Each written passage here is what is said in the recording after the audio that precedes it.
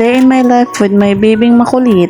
At ayan nga mga kamami, inuna ko munang ayusin yung higaan namin. At ayan nga, nagwalis-walis lang ako ng konti. At para naman magsilayas yung mga alikabok at kunting dumi.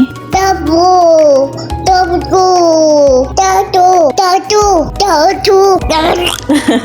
Sana po ay naintindihan niyo ang voice over ng aking baby.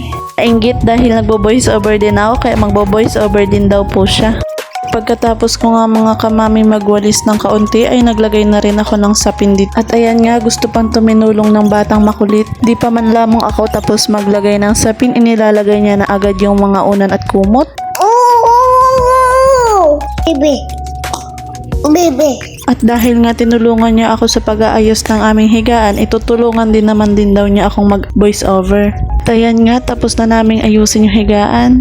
At ang sunod ko naman mga kamami ginawa ay ang magbabad na ng nilabhan. Araw-araw po pala ako naglalaba pag naandito po kami kay daddy. Libangan na rin dahil walang ibang magawa. Ayan nga, may katulong naman ako.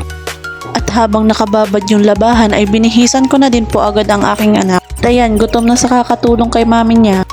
At ayan mga kamami, kukusutin ko na po ang aking nakababad na labahan para po pag nagkatubig ay hindi po sayang, at dahil po makakapagbalnaw na din po ako agad para po makaipon na rin po ng tubig. 9 AM na nga po pala nagkatubig.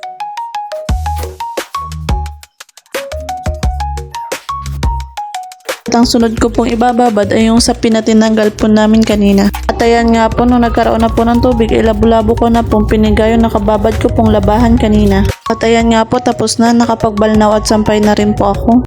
Ayan nga mga kamami, pagkatapos kong maglaba ay naghugas naman ako ng aming kinainan. At lalabo-labuhin na natin to mga kamami.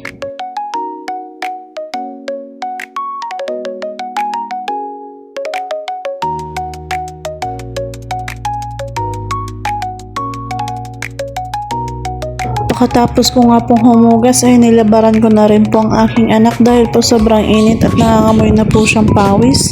Ito na po ang sunod kong ginawa dahil sobra na pong maalikabok ang electric fan po namin. Hapon na rin po pala niyan.